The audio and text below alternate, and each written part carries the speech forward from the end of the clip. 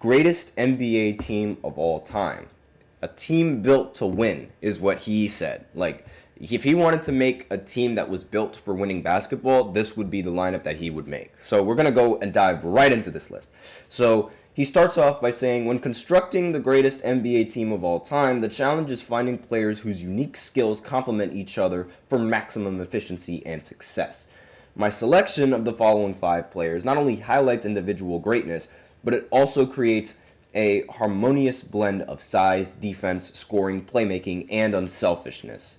This team is built to beat any 5-man lineup in NBA history because of their synergy and balance. So that's what he started out. So at point guard, we got Magic Johnson. Now, I personally wouldn't put Magic Johnson on the list simply because I'd already have LeBron on my top 5, like in the lineup and in the starting lineup.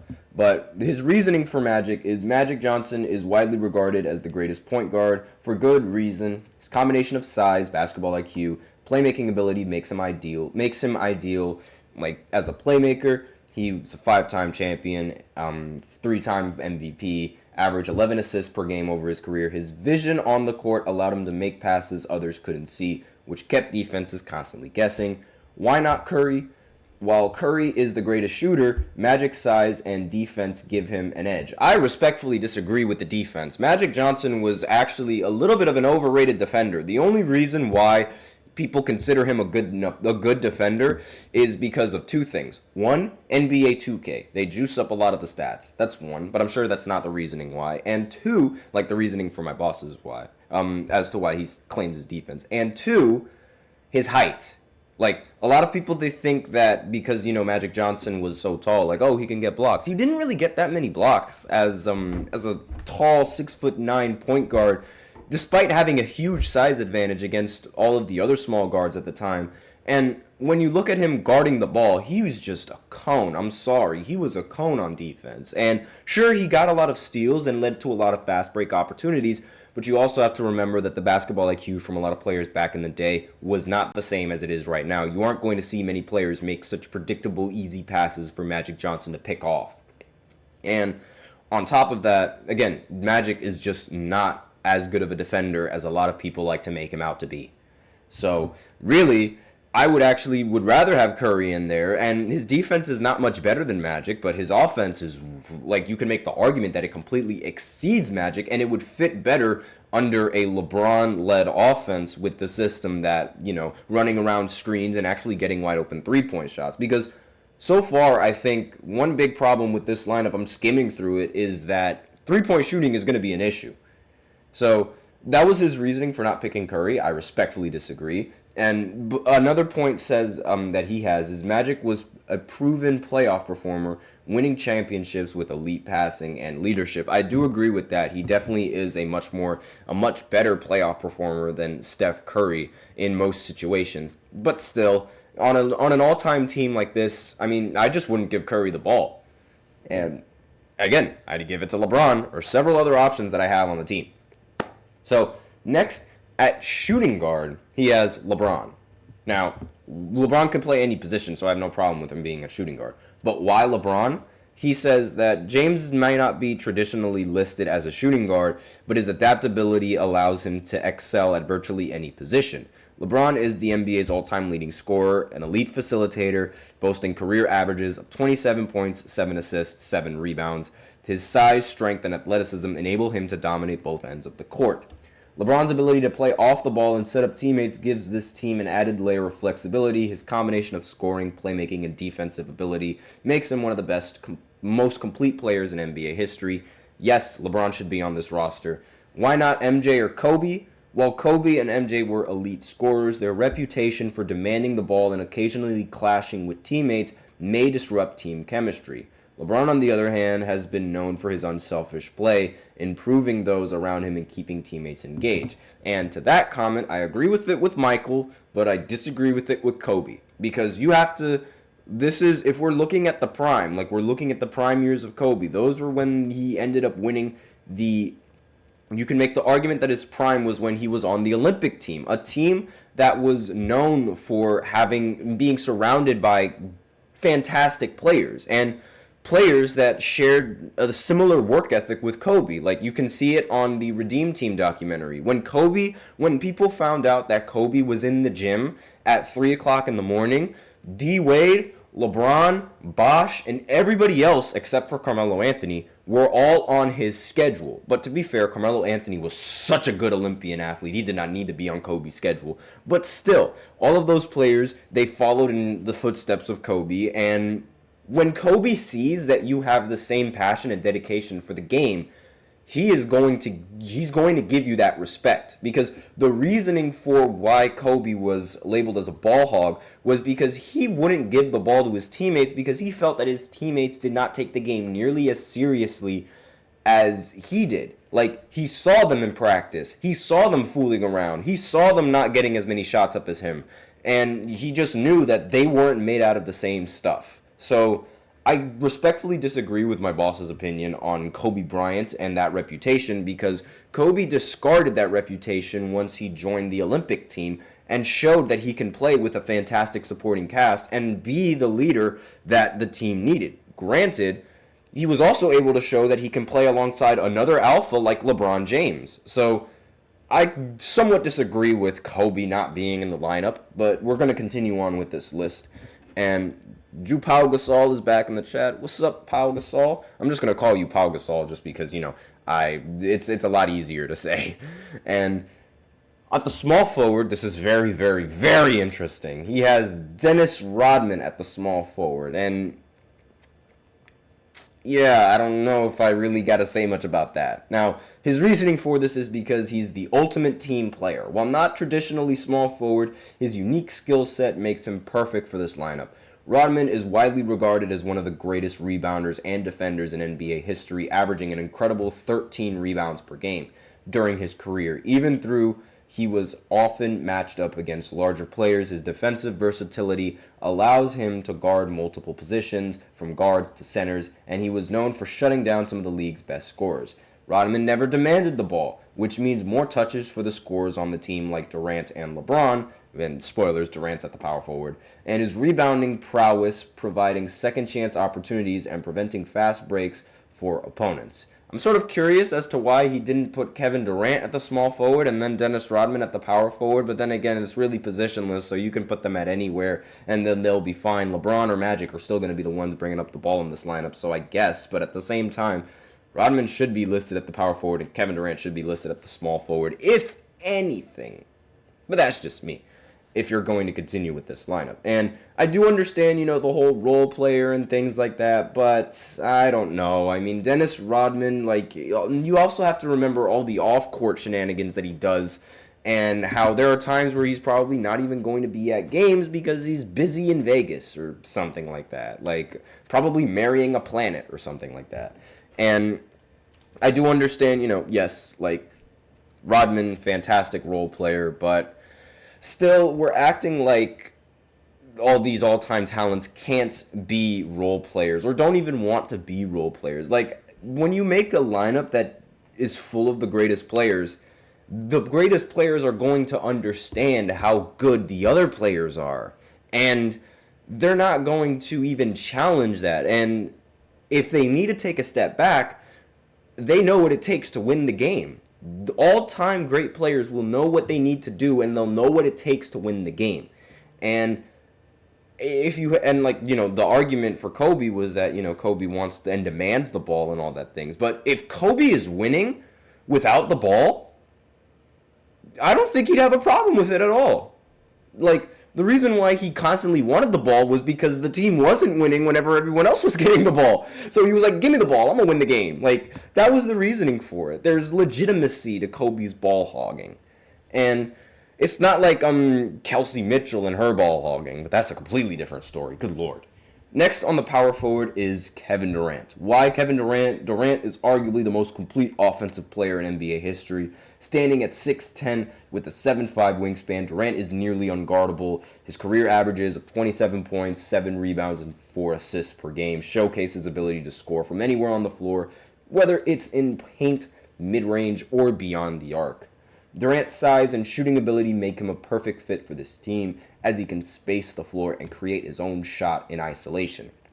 Additionally, Durant's improved defense, especially during his time with the Golden State Warriors, makes him a two-way player capable of guarding power forwards and wings alike. I respectfully disagree with the Durant. Yes, he was a good defender on the Golden State Warriors, and he was arguably the best defensive years that he had. The reason why he was so good at the defense in Golden State was mainly because there was less of him to do on the offensive side of the ball. So you could actually make an argument that Kevin Durant would be an even better defender with all of these, scoring with a scoring roster, because then he could focus on defense as opposed to primarily saving his energy for offense. You could make that argument for Kevin Durant. Next, why Durant over other power forwards? Well, players like Tim Duncan and I'm not going to mention the other guy's name because I really don't want to. I can't stand him. We're just going to use Tim Duncan because, let's face it, he's the only one that really has a legitimate argument for power forward. While a player like Tim Duncan might be considered more the power forward spot, Durant's shooting ability and overall offensive versatility gives him the edge. He complements the rebounding and defense of Rodman and the center on the lineup, which is Bill Russell. And Gasol in the chat saying, I don't know why they don't update Durant's height. And that's a thing that a lot of teams do. They, there's actually somebody in our college basketball team right now where the coaches actually listed her as a little bit taller than what she actually is, and they're just completely fine with it. It's something that they do. It's something that a lot of sports teams do to try and get that edge. And they're probably not going to update Kevin Durant's height because we don't really have legitimate proof that he is 7 feet tall, even though I have no doubt in my mind that he is 7 feet tall. But that's a completely different story. That's the reason why they don't really want to reveal that. So next is Bill Russell at center. Why Bill Russell? Well, he said the reasoning for Bill Russell is because he's the greatest winner in NBA history with 11 championships in 13 seasons. Respectfully disagree on that. He was aided by a very talented Boston Celtics team full of Hall of Fame caliber players. Hello, John Havlicek. Not really John Havlicek, but the Bob Cousy, excuse me. But yes, his team was just so much better than every other team, and yes, he did contribute a lot to the team being great, but don't forget the rest of the Hall of Famers on that Boston Celtics roster. His defensive dominance and leadership are legendary, and he redefined what it means to be a center. He averaged 22 rebounds and 15 points per game for his career, and his defense anchored the Boston Celtics dynasty of the 1960s. He was an unselfish player, always focused on doing whatever was necessary to win. Russell's elite rim protection and rebounding would allow this team to thrive defensively, and his leadership and willingness to sacrifice personal stats for team success make him an individual piece. Why not other centers like Shaq or Kareem? While Shaq and Kareem were dominant offensively, Russell's defense, rebounding, and unselfish play are better fits for this team. His ability to guard the paint and ignite fast breaks with outlet passes perfectly complements the fast-paced, versatile style of this team. And quite frankly, big problem with this team is spacing. And this is really a bad team in terms of spacing. They have a power forward that can't shoot and then a center who doesn't shoot and played in an era where there was no three-point line.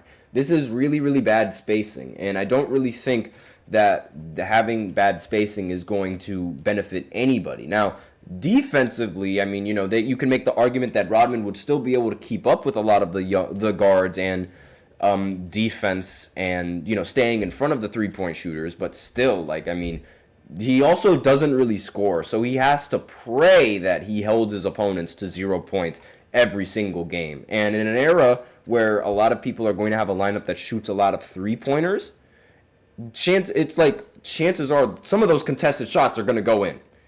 And obviously, you can make the argument that they won't go in or that, some of them, they might end up missing more than they make, but still, spacing is a very, very important factor in my opinion, especially when constructing a team. Now, he also gives reasons to why he feels like this team works. Unselfishness. The lineup features players who are known for making their teammates better, with Magic, LeBron, and Russell being the elite playmakers, Rodman doesn't need the ball, and Durant is a perfect off-ball scorer. Yes, that makes total sense, sure. But pairing up Magic with LeBron is a little bit, I don't know about that. I mean, sure, LeBron can focus on being a dominant scorer like he can be, yes. But I feel like that will also mitigate a lot of aspects to his game, because if LeBron is trying to drive to the basket, there's going to be help defense coming in. The only option for him to kick out to, in that instance, is Kevin Durant.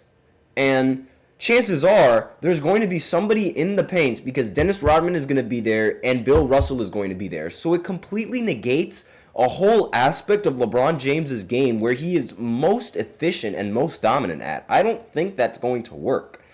And it's going to be a difficulty adjusting that, because of all the attention that LeBron already demands in the paint. The lack of spacing is only going to make it worse. Now, defensive versatility, that I can agree with, aside from Magic Johnson. Every player in the entire roster on this lineup has the ability to play defense. Without a doubt, they do have the ability to play defense. And there's really no real defensive mismatch, except maybe at the point guard spot. But again, you can make an argument that that's not really going to happen. But I mean, I'm not a big fan of Magic Johnson's defense. He was a really bad defender. Not a really bad, but not as good of a defender as people make out to be. Now, rebounding, with Bill Russell, Rodman, and LeBron, this team would dominate the boards. Russell and Rodman are among the greatest rebounders ever, and LeBron has consistently been an excellent rebounder for his position. Yeah, sure, rebounding, yes, but you got to put the ball in the basket. And that's sort of you're going to get defensive rebounds all the time. And I mean, you can make the argument that offensive rebounding is going to be a little bit easier, sure, and that could wear down the defenses, but how much is that going to wear down your offense too? I'm not entirely sure about that. Offensive efficiency. Magic and LeBron would facilitate the offense, creating open shots for Durant, while Rodman and Russell clean up missed shots for second chance points. So essentially, this lineup is begging to play a 5-on-3, which makes zero sense to me. I'm sorry to say this, but it's no, this don't work. Magic is going to have to kick out to LeBron for an open 3. And yes, LeBron can shoot, but what happens if LeBron wants to kick out for an open 3 to Magic? It's not going to work as well. It's just not going to. And if you're going to make a lineup like this, you should put Steph Curry in this lineup, because Steph Curry has the gravity and he has the attention brought by defenders. He's going to get double team on pick and rolls a lot of times, and that would also open up a lot of space inside of the paint for LeBron and for Bill Russell and Dennis Rodman to get a bucket. Now, Dennis Rodman's definitely not going to try and get a bucket, but at least Bill Russell's going to be able to get a bucket. Now, in conclusion, this team, Magic, LeBron, Dennis, Kevin Durant, Bill Russell, is built to win because they complement each other in all facets of the game. And no, I do not agree with that whatsoever. I think you can construct a much better lineup than that lineup. Again, my all-time lineup is Steph Curry at the 1. Actually, not even. LeBron at the 1, Steph Curry at the 2, and then Kawhi Leonard at the 3, Kevin Durant at the 4, and finally either Tim Duncan or Shaq at the 5. You can intermingle and you can switch whichever one you want. It doesn't matter. That team is going to win every single game. They have enough spacing. They have enough versatility. They also have a group of... Actually, you can even substitute out Steph Curry for Kobe Bryant on that list. But I would much rather have somebody like Steph Curry on the roster. And again, it's a really weird lineup, having Kawhi Leonard on there and not somebody like Kobe Bryant. But I do like Kawhi Leonard's defense. He did win Defensive Player of the Year award at one point. And while Kobe does also have defense, I do think that Kawhi Leonard is a little bit more... wouldn't have as much issues with the team as Kobe might have. But again, I wouldn't mind putting Kobe in that small forward either. But I would actually much rather have a lineup constructed like that, where there is no Michael Jordan and where there is no Kobe Bryant, and where there's just hyper efficient scoring, because Steph Curry takes very high percentage shots. So does LeBron. Kawhi Leonard and Kevin Durant, some of the most efficient mid-range shooters in the entire history of basketball. And yes, Michael Jordan was a very efficient mid-range shooter, but the big difference maker between Kawhi and KD and Michael Jordan is that they have a developed three-point shot, which also complements the way that the NBA is played right now. So we spent a lot of time on this segment. I did say this was going to be a much longer segment than usual. So we're going to go ahead and go into the final segment where I just talk about a three-team trade, which could send Brandon Ingram over to the Golden State Warriors. So I'm just going to talk a little bit about that right after this short break. Be sure to stay tuned.